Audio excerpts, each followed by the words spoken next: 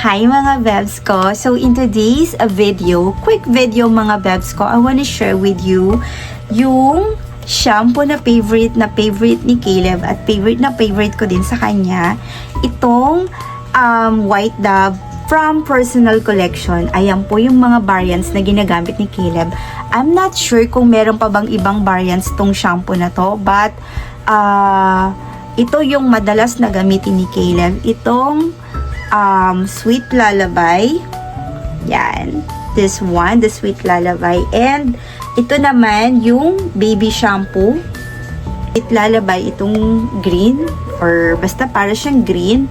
Basta ito, both from Personal Collection. Alam niyo naman mga Bebs ko na isa sa mga favorite kong brand, local brand natin, if I'm not mistaken, local brand siya, is from Personal Collection. And sobrang bango nitong dalawang to.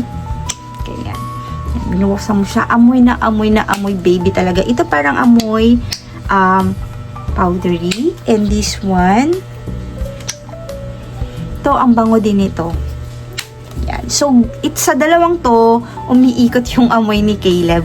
Kung yung anak ninyo, tulad ni Caleb na sobrang, baka may umanong may shampoo. Kung yung anak ninyo, tulad ng anak ko na sobrang active, as in, sobrang active ni Caleb, kung meron siyang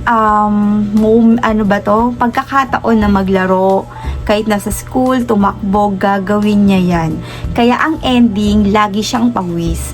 And alam niyo naman, diba, pag pawis na pawis yung mga anak natin, amoy, ano bang tawag ko sa kanya? Pag nasa school siya, tapos amoy pawis siya, amoy lapis, amoy school. So, ganun ang ending kapag iba yung nagagamit kong shampoo. Pero ito, pag ito yung ginagamit ko sa kanya, kahit yung activities niya ay bonggang-bongga, nare-retain pa din yung amoy ng hair niya. And ang ganda lang din ng hair niya dito. Hindi lagkitan kasi nga, kahit na nagpapawis siya, ayun, ang bango pa din ng hair niya. So, ayun mga Bebs ko, mga mommies, and mga ka-parent ko dyan, or kahit hindi ka-parent, kahit na yung mga titang ina dyan, or titong ama, basta kayo lahat dyan na gusto ninyong itry ito sa mga kiddos ninyo. Ayan po. And syempre, gentle lang to kasi syempre pang baby.